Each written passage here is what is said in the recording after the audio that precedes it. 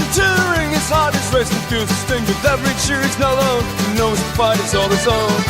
He'll rise above, he won't back down. A warrior spirit claim the crown.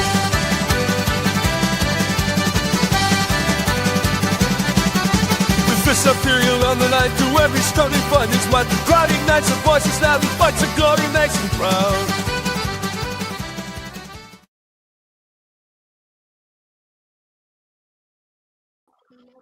Alrighty. Hi, everybody.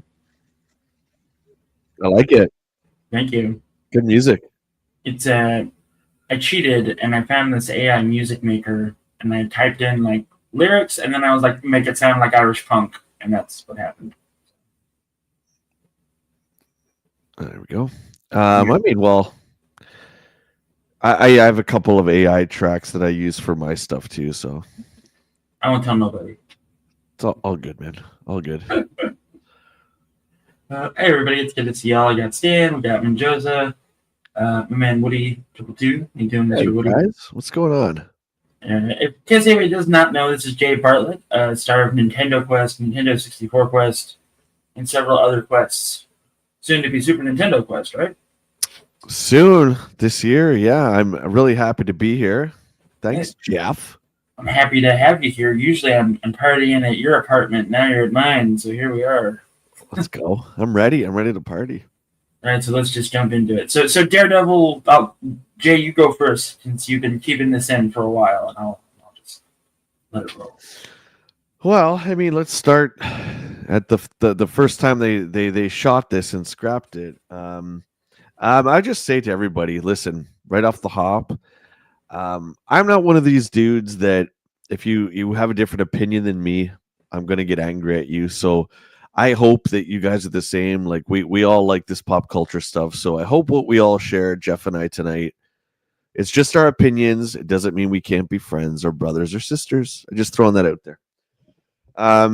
So when Netflix, let's go back a bit, Jeff. So when Netflix came, when Daredevil came off Netflix, Disney finally brought Iron Fist and all that. I was kind of bummed. I was like, okay, great. That sucks because the cast I think was perfect. The 3 seasons I really enjoyed. I liked Luke Cage and all that stuff too. And so they started to shoot it. We heard Charlie Cox was coming back, and they teased him in She-Hulk. They teased him in Spider-Man, and then they scrapped it. Yeah, and had to kind of start again. That I don't know why. I don't know if you know why. From what I know, like they wanted it to be in the lines of like She-Hulk, and then after She-Hulk, was not very good. They're like, oh, so they went back to like the grim and gritty, but like they had like 22 episodes filmed, and then they just edited each episode to make the season that we got. Well, there's definitely remnants of that old show. 100, Yeah. especially in the midpoint of the season. 100%. I don't have any facts, but you just could tell. Yeah. You can tell. I don't know if it's old footage that they used. I'm speaking specifically of the bank. I almost said the bank level. The bank episode. Yeah. Again, I guess, Jeff, should we say spoilers? There's gonna be spoilers, y'all. Yeah, if you haven't seen the end of Daredevil, we're gonna be spoilers. There isn't one. Oh, show all your cards, buddy. Quite the poker player. I'll just wait a little bit. Sorry. So this is technically season 4. And yeah, I mean, I'll let you lead this, man. I got a lot to say about it. I don't want to blow my wad all at once.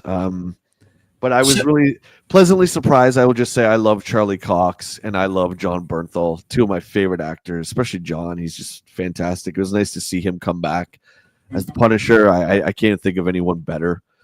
Nice to see, I don't know the actress's name, Karen and Foggy, and pretty much everybody from the Netflix show came back. D'Onofrio was Kingpin. That was nice to see. So I'll start there. Okay. I was happy to see all of those characters. I was, as soon as that first episode of the season started, of season 4, what happened with Foggy getting shot. I went, are they doing this storyline? great. Yeah. And like it just rolled like the whole like season just rolled into Matt not wanting to be Daredevil fucking again. We got that in the Netflix show. And like don't get me wrong, the Netflix show actually handled it pretty well. But this was just like blatant throwing it in all of our faces that I can't be Daredevil again. You know what I mean? I do. Yeah, season 3, that's what that was about. And Poindexter got a hold of his suit and he started killing people. Then everyone thought he was Daredevil was doing it. Yeah, we saw that before. Granted, it was quite a few years ago, but still. Yeah. I was a little bummed a little bit that it was Kingpin again. Yeah. As much as I love D'Onofrio, I think I can't imagine anyone else playing Kingpin. I think he's so good. He's right up there with Heath Ledger's Joker for me in terms of just perfection in the role. So, we all want more until we get it. And then we're like, maybe I'm eating too much of this. Maybe I want something a little bit less. It was great to see him, but I wish there was a different villain, which they tried to do with the sub villain they had, but we'll get there. And I got over the fact that okay, he doesn't want to be Daredevil. They're going to be going through with this. It was awesome to see Charlie Cox as Daredevil again. Yeah, he is fantastic at it. I'm super happy to see him still working on that character and as that character. So, and as like the ball started rolling on the episode, we all started to see those. We started to see Daredevil coming out through Matt, right? And like, the violent nature and like, everything else, right? Like it all just started coming out, but like the build up to that, in my opinion and in my mind, was way too fucking long. Like you know what I mean? For him to come back to Daredevil, you mean? Yeah. Yeah, you'd mentioned that throughout the weeks that you were annoyed with not seeing the Red Devil and all that. Yeah. I understand that. I get it. I do. Like one of the reasons the DC shows did so well, like Arrow and Flash and all that, is because yes, they focused on like the personal lives of the heroes without their masks. But then most of the time it was the heroes in their costumes doing their thing, and like I get that Matt Murdock is a lawyer and I get that we're gonna talk about that fucking whole arc here in a minute. But like I didn't sign up to watch Law and Order Hell's Kitchen. Dun dun. Yeah, I get it. So I'm the opposite of you, as we've spoke about this before, where we can't be friends anymore. Get out of here. We can't be friends. Good night, everybody. Thanks for. Don't forget to sub to Jeff. Bye. One of the reasons I do love Daredevil, and he really became my favorite around the time the Netflix show started, like 2017 or whatever, is because I think his, what do you call it, alter ego or his alternate persona, I think is so interesting. Whereas Peter is scientist, he's a genius. Okay, Clark Kent's a news reporter. Okay, I like the law stuff. So for me, the fact that Matt is fighting crime on two different fronts as a law attorney or an attorney and also as a vigilante, I think is really cool. But I see your point. I think as much as I liked the law, the courtroom stuff, and I really, really did, I think if we had seen a 22 episode season, you probably would have been more okay with that. I would have, because it was rushed. The Sure. whole court thing that they had was rushed, but it felt like it was a forced rush. Like they took snippets from that season that was filmed and then crammed it all together. You know what I mean? Yeah. And I think like the midpoint of that season of the original 22 was when White Tiger got shot, and we're going to talk about that now. So you're Matt Murdock. In the previous series that you were in, you're fighting to keep identities secret of superheroes. Yes. I get that your star witness fails. He reneges. He perjurizes himself in that witness statement. And then Matt goes and does what he said he wouldn't do, and he fucking reveals who White Tiger is? Yeah, to try and flush out the cops, right, or whatever. Yeah. Right. Yeah. Yeah, and that's kind of like, why Spider-Man, this is a generalization, why Spider-Man doesn't like getting involved and stuff like that. It's because If his secret identity ever got out, everyone in his world is in danger now. All the Sinister Six and everybody is going to be gunning after Ant-Man, Mary Jane, and whoever else, right? So for him to do that, yeah, I get it. But he does even admit that that was a really bad move, and you see him, you see the guilt on him. The character also is great because, especially the way that Cox portrays him, is Daredevil and Matt are always really vulnerable, and at any moment you feel like, is this guy gonna make it? Mm-hmm. You know, it's really cool to see him get beat, both physically and mentally. I think that's a side that we don't see a lot of in superheroes. We've seen a lot of the stories where, oh, I can't be Spider-Man anymore, I can't be Superman anymore, right? Right. But I don't know, with Matt, a lot of the times you think, okay, Jesus, like that's it. He's not going to do it. Like he's done. But. And it's like you said, they've all had those moments of like where they didn't want to be a superhero. Even Batman did. After Bane broke his back, he came back and took down Az. Yeah. He told Tim, there's a lot of things I have to sort out with me being Bruce Wayne and Batman. That's why Dick took over. But there's a lot of that, and that was neat to see. It was just I don't know what I'm trying to say, but I'm going to try to say it, and I'm going to see if you agree with me or not. There was too much exposition of that. It was a lot of him explaining it, of like what he was going through, rather than us seeing it. But there was also us seeing it too, and so like it feels like the writers and whoever made the show were trying to walk that tightrope of, I know our audience is intelligent, but also for those that aren't, here's the dumbed down version. And I think that's what pissed me off the most. Yeah, I mean, it's screenwriting 101, right? Mm-hmm. You have a bunch of Marvel fans that are really PO'd that you took away those 4 shows. You can say what you want about Iron Fist, those 4 shows, right? And now they have to win them back. So what do? The very first episode, well, there's Bullseye, same guy. There's Foggy. There's everybody. Now you got to keep them interested. So we kill one of the main characters right away. He's gone. Mm-hmm. And now all of a sudden, Matt murders Bullseye. Like he attempted to murder him, and he doesn't want to be Daredevil anymore. So you grab everyone in as, yep, it's the same cast. It's okay. It's the same cast. Yep. They're swearing. They say the F word, and there's blood. Okay, we got him. Right. Now we'll hold him until the end, till the big reveal when he puts the helmet back on. Except that very part, when he put the suit back on, I think it's when he went into the sewer to fight Dum Dum. That guy was when he went to go fight Muse. Brutal. But it was just like the big reveal of him with the suit on again. I agree with you, dude. Like the season was way too short for that kind of arc. You're going to have to do at least 12 episodes, for that big reveal. And then when he came back with the suit, it was just like, oh, well, there's Daredevil again. Yeah.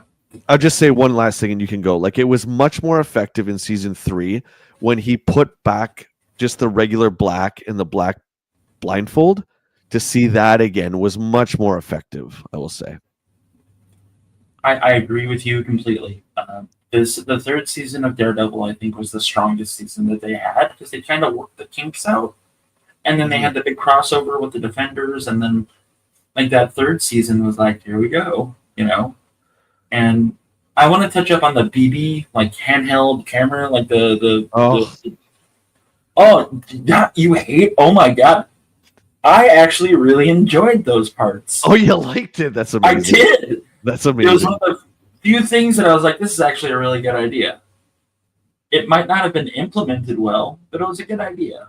And I'll tell you why I didn't like it. Because you could see the old footage, like the bank robbery episode, and then the one that preceded it didn't have any of that stuff in it. And then all of a sudden near the end, we got the BB word on the street footage again. I was just like, who is running Disney? Who? Like, can I do it? Because it's just like there's no continuity. It's just like grab whatever and stitch it together. Like the remnants of Obi-Wan, right? Oh, that was a movie. Now we'll drag it out into a show. We'll make that script fit into whatever, 12 episodes or whatever. The season had like one banger for me for one episode. And like, I don't want to say this, but it was the bank episode. Yeah, well, it was cool to see Daredevil do Daredevil stuff, even though it was Matt. Like, it was cool to see what we call, people who read comics, it's a filler issue, right? It's doesn't continue the story at all. It just fills in, so you buy another Daredevil mag for the month, right? Again, would have been cool if we got like 22 episodes. But to have 9 episodes and one of them was a filler like that, I don't know. I liked the action. I liked how smart it was. But remember I asked you, I'm like, what was that yellow stone? I thought it was an infinity gem at first or something. I'm like, what is that?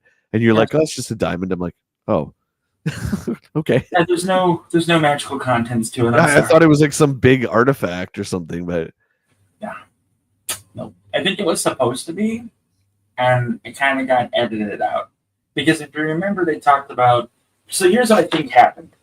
So White Tiger, they mentioned his amulet, where, he gets superpowers from the amulet, right? Yeah. And I think that when he got arrested or whatever, he told his family, put it in a safety deposit box, right? Yep. And so I think that that's where they put it. So, okay. And I think that's what that was supposed to be.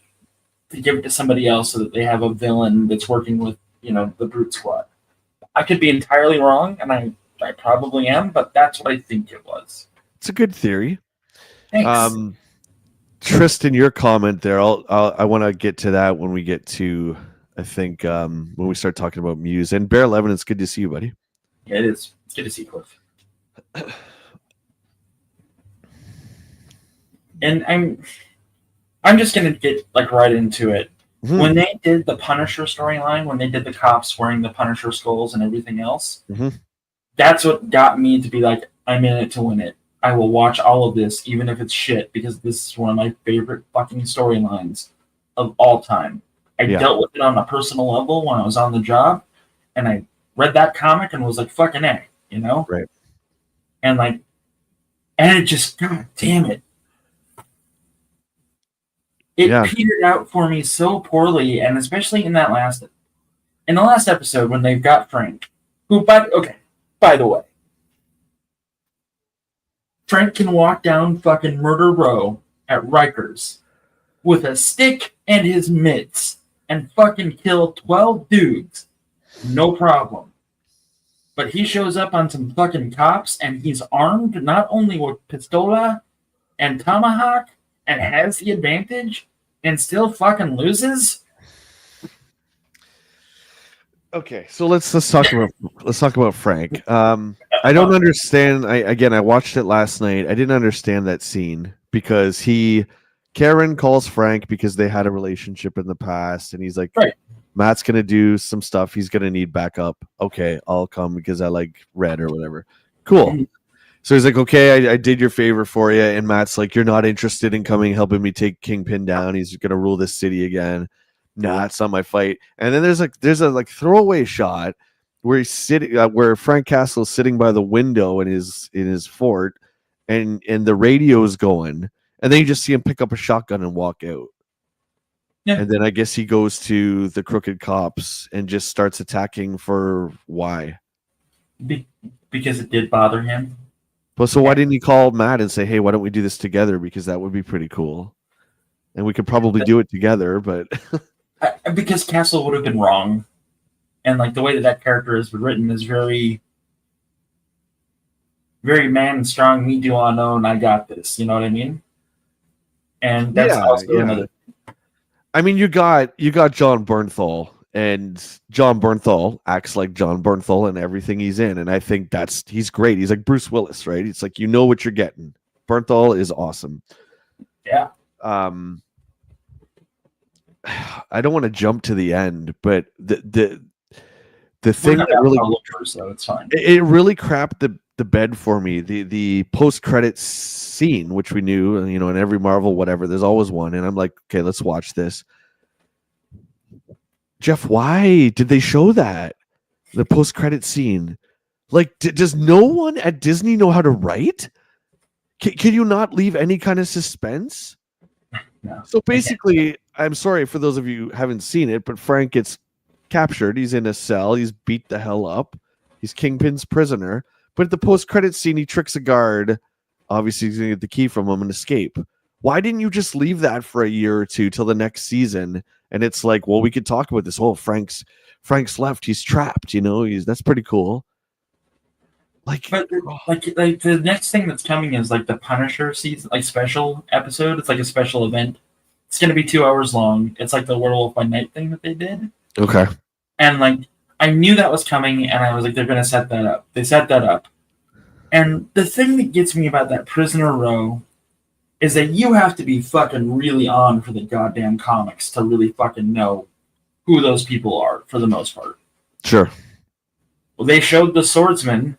And like everybody forgets about him, but he was in Hawkeye. He was in this. Yeah. You were talking. You were talking about him, and I didn't even know. And then that's cool that you see. I mean, he looks like Zorro, right? Like he looks pretty much like Zorro. The Kingpin finds out his identity. I'm like, oh, that's who Jeff was talking about. Because I think you just see some, news footage of him for like 2 seconds or whatever, right? Right, and like. There's just a lot of problems because the show itself, it started off with like vigilantes like White Tiger, Daredevil, and the Swordsman have been cleaning up the city and move the police doing their jobs, right? And they didn't show any other vigilantes in New York and Manhattan, and there's like 30. Okay, yeah. So let's talk. Let's get to this part. Not just street level, but you know what's funny? During this, I saw. What's that movie that's coming out again? Remember, what's it called? Fantastic Four? No, the one Thunderbolts. Thunderbolts. So I saw a commercial for that during Daredevil, and one of the characters says, "There's no more Avengers." Now I swear that we saw the Avengers building in Daredevil season 4. It was there. Okay, you see the Captain America poster on the wall. I remember seeing all that stuff, but the Avengers are no more in this timeline. That's what I'm to get out of this. It's so weird because like in the Thunderbolts TV show, they're in the Avengers building, right? And like if all of that shit is going on in New York at that time with all 7 of those heroes in the city, that's what I'm talking about. Like Iron Man would just go like this, pink to Kingpin. Like, give me a break. Right. Or fucking the Winter Soldier would just fucking do him dirty quietly and be like, problem solved, I'm a hero. I mean, I think we're thinking too much about it, but the Disney Marvel universe is so hell-bent on keeping continuity intact, so much so that there's a tab for it. And Disney Plus, there's for Star Wars, there's for Marvel, you can watch it in chronological order, right? Right. So I'm just like, well, where's Thor? He's a god. Okay, he went home. Where's Hulk? Iron Man's dead, and who else is left? But my point is, like like you said, where's Spider-Man? Where the fuck is Spider-Man, Jay? New York is his, home. Where's Spider-Man? Where's Luke Cage? Where's Jessica Jones? Where's Iron Fist? Where's Danny Rand? Right, exactly. And it's So my thought is, him and Karen are gonna infiltrate the enemy base at the end, and there's too many of them, right? So and then you hear Matt's monologue at the end before the credits cut, and he's like, we've got to gather, we've got to stand up and fight. So now I think, now you're going to see Cage, now you're going to see Jessica Jones, now you're going to see the Defenders. That's what I think. This is what it's building up to, right? Like we're all like, yes, they're going to make that cameo, and they're going to make this season pay off. Because all those shows got second seasons at least. Mm-hmm. And I think they were all really good. I really liked it, but I like the street level Marvel stuff, right? So same page. Yeah. So it was good. So I hope we're building up to that. But anyway, we should take it a step back. You go ahead. So I want to answer this question that Menjoza just asked, which is a pretty good question. So in a world of superpowered villains, did this Kingpin strike you as somebody that could just not survive or even dominate? No, he's definitely a survivor. Yeah, we got to see Kingpin be Kingpin a couple times when he was beating up Alex in the cage. He would even throw him an axe or whatever, just to make it sporting.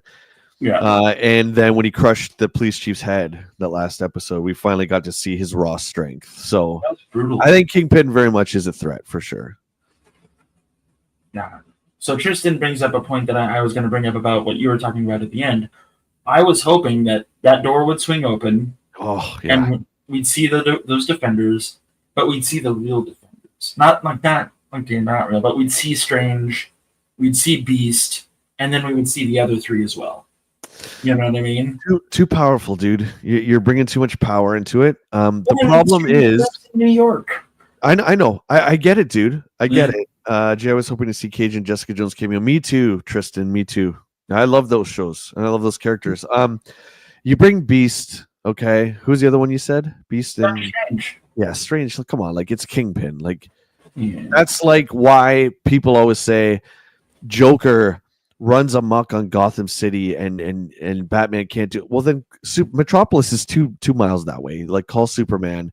That's why Superman doesn't fly in, pick up Joker like this, and go this guy and throw him in the jail.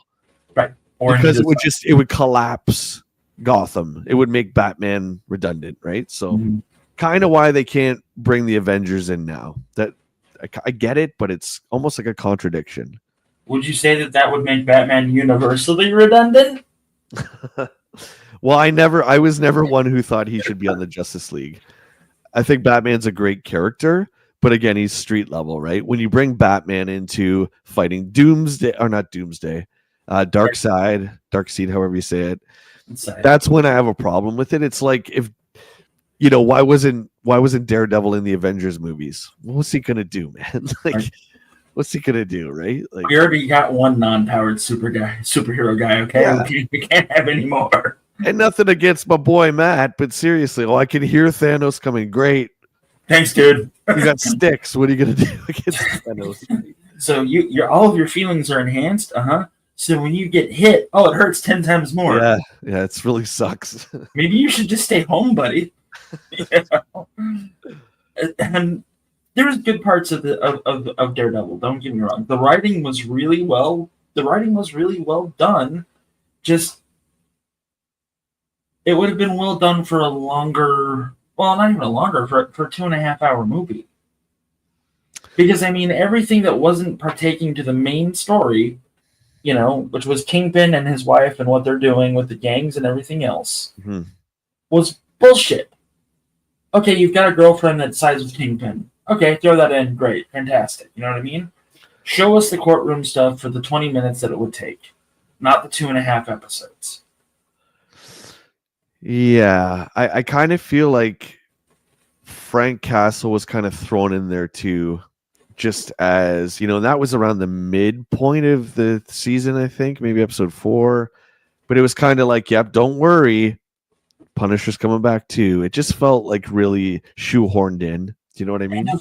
Of all the people for Matt to go talk to about that situation in general, part of me was like, yeah, but the other part of me was like, Matthew's a devout Catholic. He his priest. Yeah, he jumped in front of the bullets so Kingpin wouldn't get killed. Right. Yeah. So he's a hero. He sacrificed himself, and he's okay and all that. But yeah, even when him and Frank, let's talk about that fight. That was friggin' crazy, awesome. It was good. It was so good. Like even at the end when all the bodies are there and some of the police are still alive, and Frank's just going around finishing them, and Matt's like, "No, stop! We can't do that." And he's just like, "Oh, you're still gonna be this way." Like I get it. It's the odd couple. It's good chemistry. I just wanted to see those two guys, I guess, go at Kingpin, but I will give the writers credit for this. They know that doesn't make sense. Kingpin's empire now to have just those two heroes go in. They're not going to be able to take him down, right? So,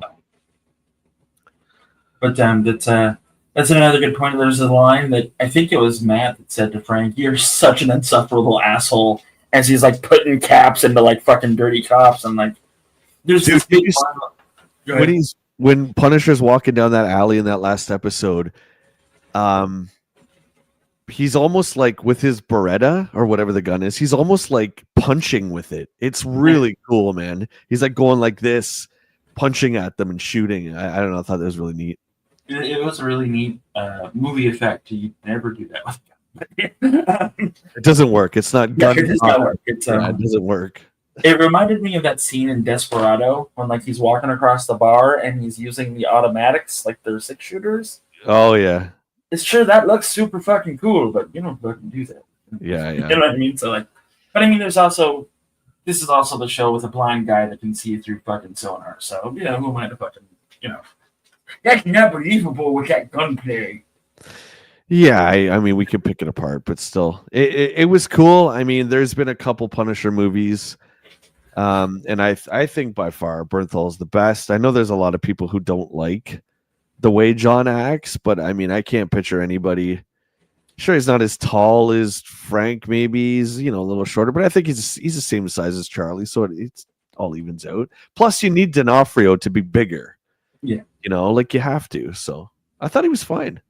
I like John Bernthal as the Punisher. I would prefer Thomas Jane, but that's just me. There you go. Yeah.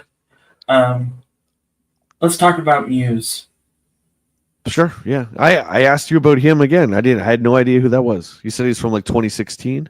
Yeah. He first popped up in 2016, and that was his whole gimmick: is that he was a serial killer. He would use the blood in his paint to make graffiti, and like they were beautiful works of art. And like every commercial that we saw involved one of Muse's graffitis, right?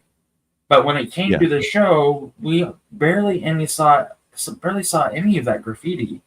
And I'm like curious as to like why the hell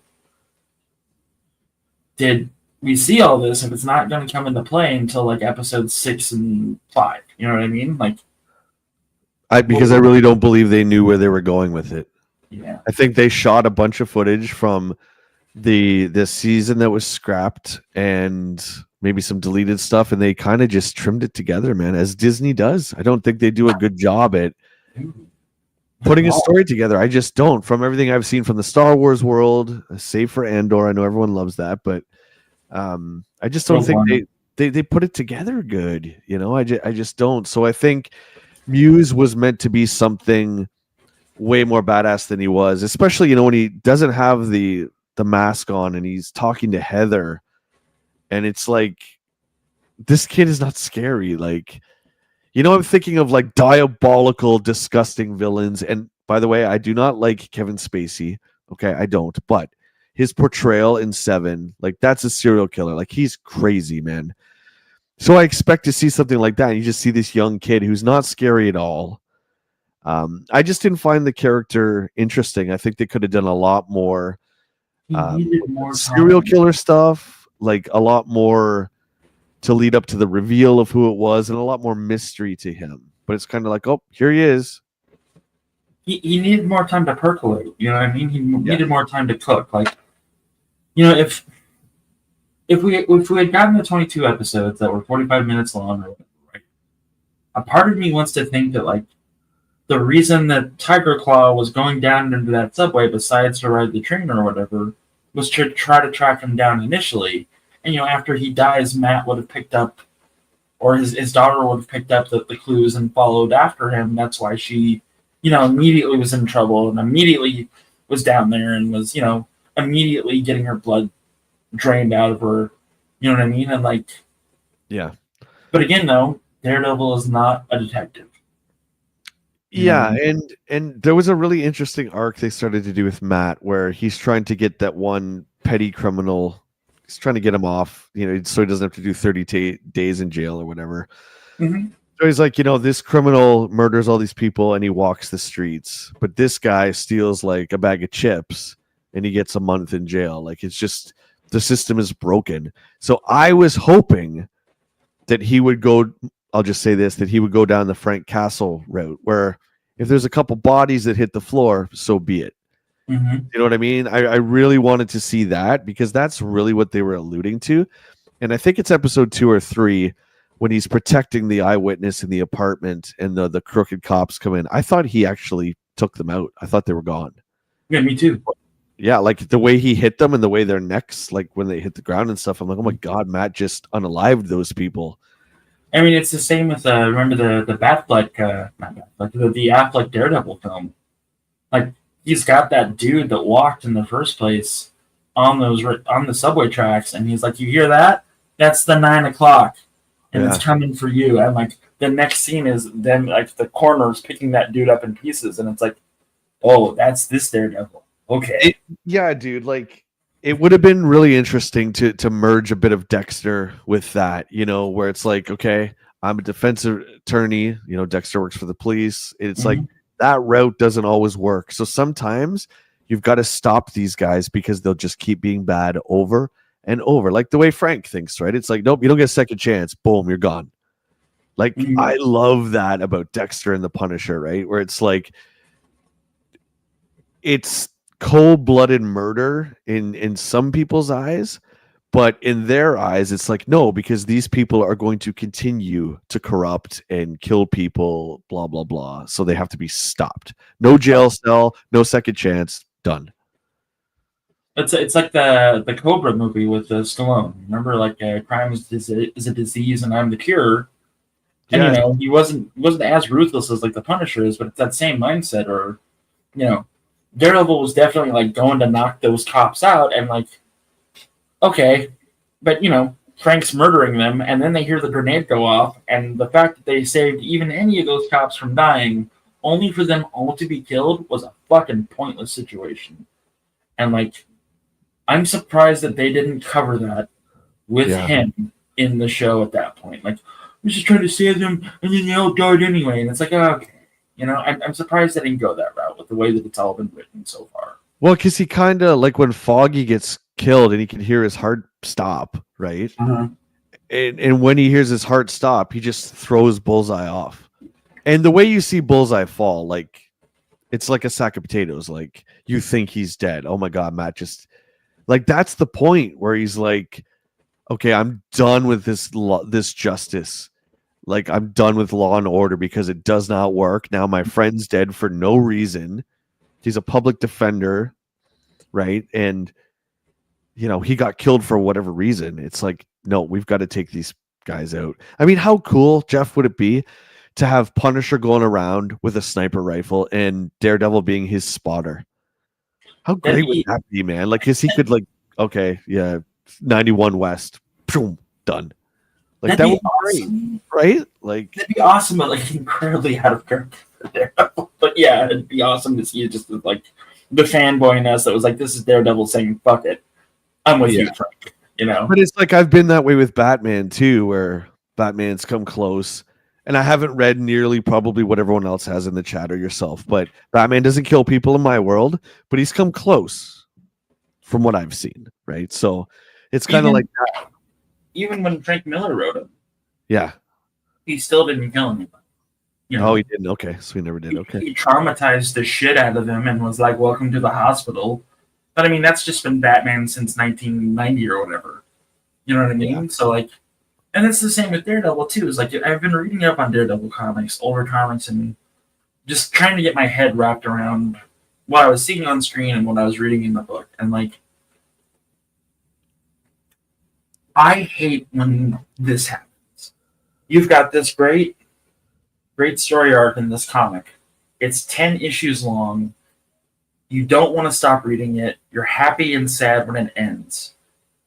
And then a writer will look at that comic book series and will go, I'm going to take this part, I'm going to take this part, I'm going to take this part, and I'm going to take this part. And then your other writer partner is going to look at a completely different comic written by somebody else completely. Like, say you've got like Frank Miller, who writes 10 issues, and writer A is like, boom, I'm taking some of this. And then you've got Kevin Smith, who writes another 10-issue arc, and your writer buddy takes bits from there, and then you try to mesh them. It does not fucking work. Those are two different things. To be honest, dude, that's one reason I stopped reading books in the 90s, comic books, because there was too many contradictions, and the way Jim Lee would write X-Men was very different than others. Like Jim Lee killed Magneto in the 90s, and then like 6 months later Magneto was back. I'm just like, okay, so nothing has any kind of consequence, and it was just really turned me off. The way that they wrote Kingpin in this entire series from start to finish, I was impressed with. Yeah, there's a trope lately in like comic book villains on screen and in books. There's got to be something tragic that has made this person go the other way, and you feel for that person, and you're like, yeah, same here, man. And like you're kind of on the villain side. But with this, it was just, I'm a fucking monster, and I've accepted that. You know, With Wilson. yeah, Yeah, Wilson. There's a lot with the Netflix Kingpin, where I feel like he didn't evolve from that child. mm-hmm. And you can see that in this latest series where he went away and then Vanessa had an affair, or she didn't have an affair. She didn't know where it was. So she kind of tried to move on. And like a selfish, spoiled child, locked the guy up to punish him for God knows how long. He had long hair and a beard. So he was in there for like a year, right? Mm-hmm.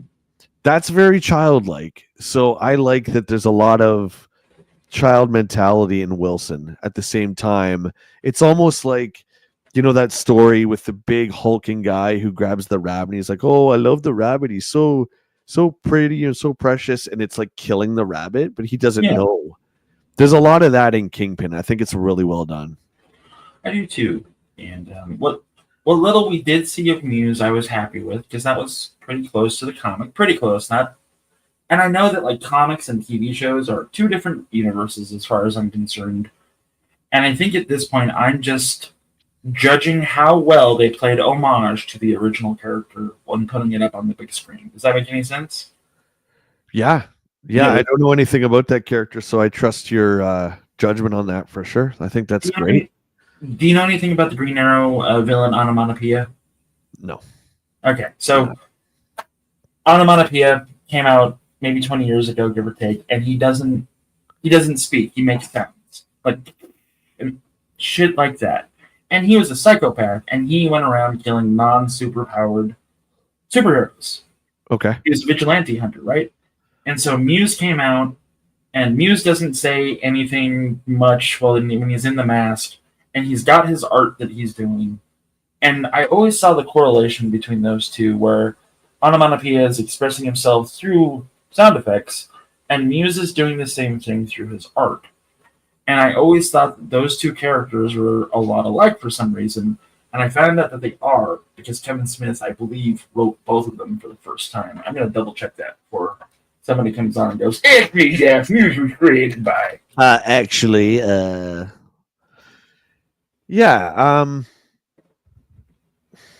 Yeah, you looked that up. My thoughts are, I think that there was a lot of potential. And for me, I didn't know anything about Muse. This is the first time I saw him. There was a lot of intrigue. There was a lot that they could have done. But because of the 9-episode limitation, I don't think that character got developed properly. I concur. Also, it was not Kevin Smith. So I'm way off. But it was, well, you better get your facts right there, buddy boy. All right. It was Charles Soule and Ron Garney. So. Yeah, it was a cool idea, but not fleshed out enough. And I don't understand why it was 9 episodes. I heard a lot that there was like a lot of the budget was cut, maybe because they scrapped the whole or most of the whole first filming of it. But that's why they said that the action scenes weren't very spectacular. That very first fight in the bar, I loved it. It was just one shot. And and every time Matt heard something too, like he would just do this with his head, but you didn't see the x-ray of the person's heart that he was like, are they lying or not? You didn't see any of that crap, right? It's just like, it's very subtle. No special effects. I like that a lot. Because by season 4, we don't need to know. We already know we can do that stuff, right? Right. So, it's like we know Bruce Wayne's parents were killed. We know Superman's from Krypton. We fucking get it. We don't need to know anything else. We don't need to know that anymore. We already got it. And on that note, it's nice to see Daredevil get the adult treatment that the story deserves. Both with the F-bombs, and I don't think there was sex. There was implied sex, but I mean, they did that with Elektra, which I think is good because it's not for kids. The violence, the swearing, you got to see Punisher be brutal. You got to see Matt be brutal. And you got to see Bullseye be super brutal too. And Kingpin. It was great. It was really good. You got to see that kind of violence that's been in the books since, the 80s when the character was revamped and everything else. And like, yeah. That was one of the best translations to screen that I've seen. I agree with you completely. got about 15 minutes before I think we're gonna wrap up, but I gotta ask the question: where the fuck was Spider-Man? Again, he's too big for something like that. And I realized, there's the joke, whose villain is Kingpin? Is it Daredevil or is it Spider-Man? I mean, hell, they talk about it in the comic. It's great. Right. I don't like what Marvel did with him. You may No, neither do disagree. I. I don't like how Tony Stark was like Obi-Wan and Peter Parker was like his apprentice, and he got this iron outfit and he can fly, and I don't like that. That's when I lose complete interest, and I lost all interest in Spider-Man. After that first episode, well, when they first introduced him, right, and he had like the homemade suit, I was like, okay. And I was thinking he's gonna get an updated suit, maybe with like some Kevlar plating and like some like little things like that. But no, it's full on fucking more advanced Iron Man suit, and I was like, okay, you know. And then it just kept on getting worse and worse and worse. And then in that last movie, when it shows him with a sewing machine and he made his costume, I was like, okay, this is kind of what we need, because it's like you said earlier, in season 3 of Daredevil,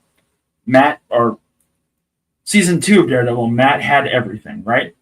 He had everything under wraps, and then it started all unfolding. And then in the Defenders, he didn't want to be Daredevil again because of season 2, but he ended up being Daredevil again. And then in season 3, he was building himself up, but he didn't want to be Daredevil again because he refused to accept it. But he accepted it, right?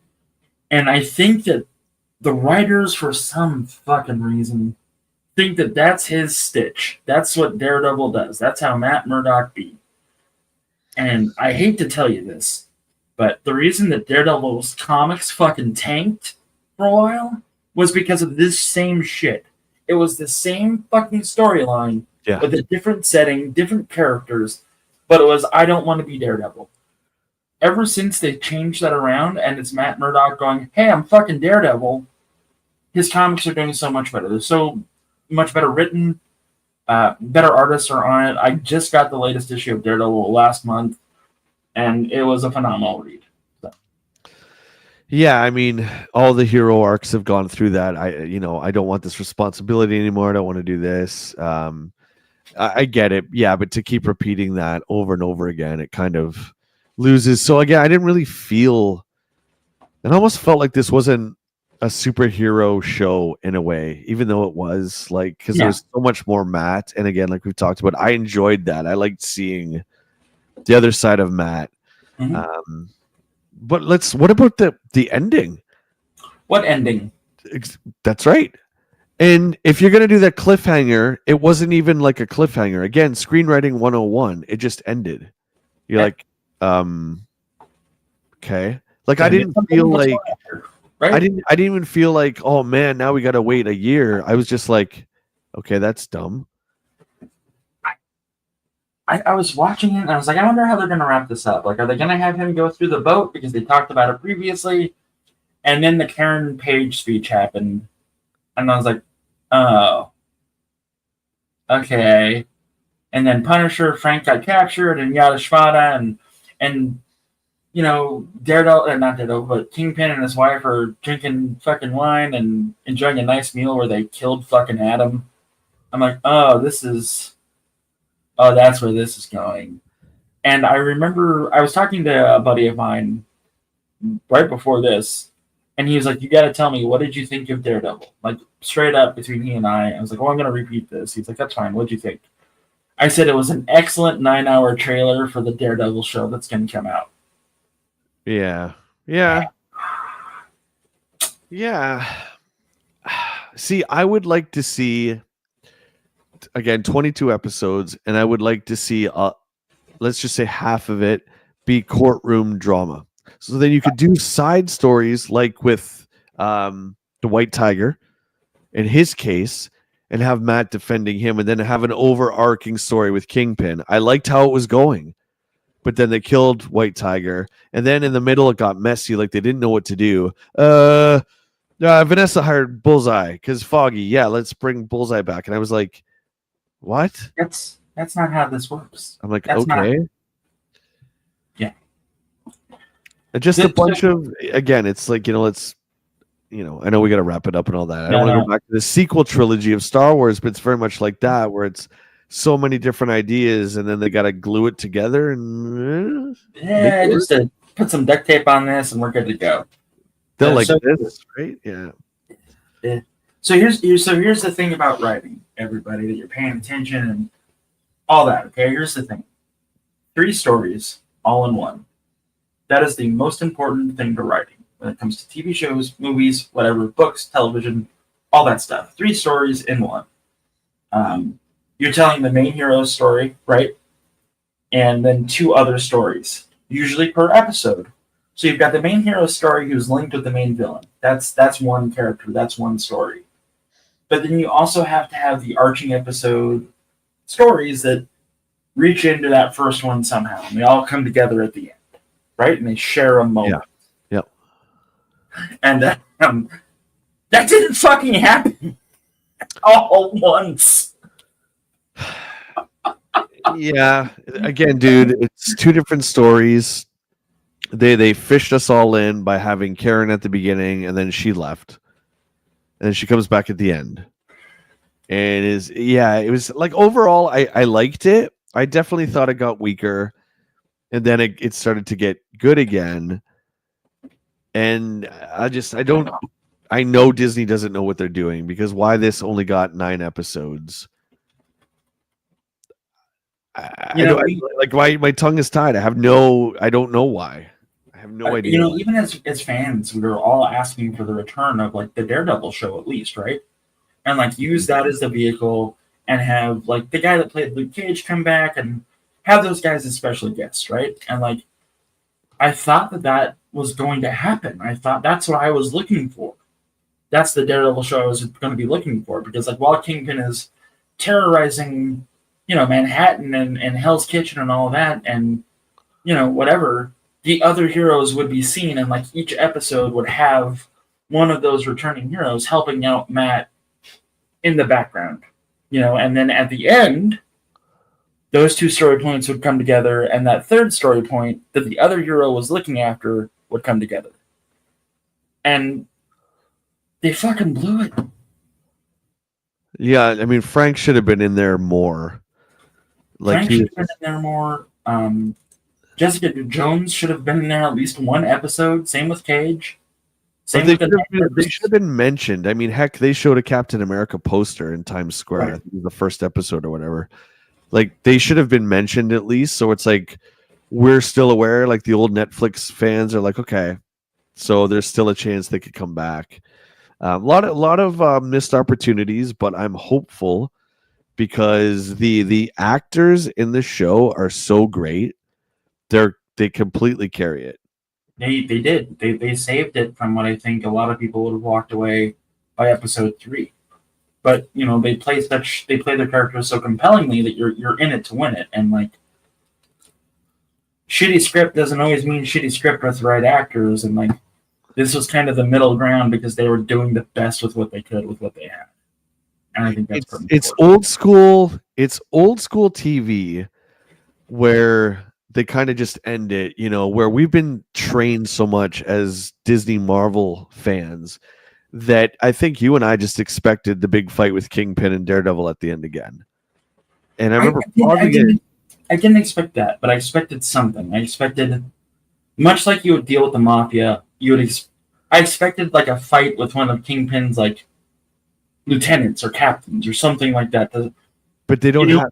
They wrote themselves in a corner, because they killed Muse, and then they reintroduced Bullseye too late, and Bullseye wasn't working for Kingpin anyway.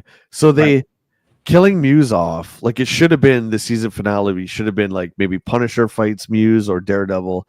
Should have been that mini boss, and then I don't want Kingpin to be defeated, because then you just completely take him out of the story, and you can't have Kingpin for season 5 again after he's been defeated 2 or 3 times, right? You just can't. I think that you're 110% right. And what I expected, in all honesty, once I knew that Frank was coming back, once I knew that Muse was one of the big bads who turned out not to be a big bad, I was expecting one of the few episodes to be Frank and Daredevil, and they finally stopped Muse. And Daredevil is pleading for Muse's life. He's like, we got him. Like, we'll just let it do the job. And like, Frank looks at him and goes, "Oh, we got him," and then just fucking puts two in his head. Yeah, we got him, Red. We fucking got him all right, And we got that with the cop. Yeah, we got that with the cop and Kingpin crushed the police commissioner's head and all that. What do you think about? I don't know his name. James Gandolfini's son, like his role. He's like the mayor's almost second in command now, I guess. I think that's Kingpin's son. Really? That would be cool. Yeah. That would be really cool. I didn't even think of that. Because he said that there was somebody before Vanessa once in like one of the episodes a while ago, right? And like maybe that's his son. Yeah, I think that would be really, really cool. 100%. So, Michael Gandolfini, thank you, Tristan. Thanks, Tristan. Appreciate you, pal. Yeah, so Tristan is a big-time actor. He was in the Pacific. Cool. Yeah, that's the first I've seen him on screen, and I was like, "Oh, that's just yep, it looks just like him, talks just like him." It's pretty cool, man. It really was really cool. Yeah. So, hey, Bardo, thanks very much for talking with me about Daredevil. And folks, I hope that you enjoyed all of this. Bardo, what do you got going on? Oh, everything, my man. If you guys like gaming content, come check me out. I live stream 4 days out of the week, and I make video game history videos. And my buddy Will and I go to game stores and do some game hunting. So if you like games, come check out my channel. It's just my name, Jay Bartlett. Jeff, thank you for having me, man. Guys, don't forget, spread the word for this guy here. I only see 2 likes on the stream. Do Jeff a favor here for that algorithm. Hit the like. Make sure you guys are subbed. I appreciate that very much. I was thinking you, Bardo. Well, I know. I do my thing.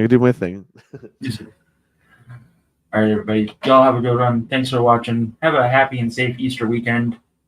And, bye. Peace.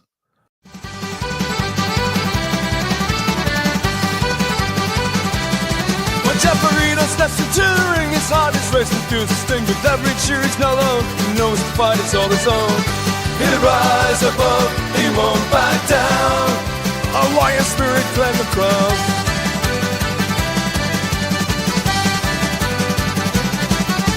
Fists are imperial on the night. Through every struggling fight, his might. Crowd ignites the voices now. He fights the glory, makes him proud.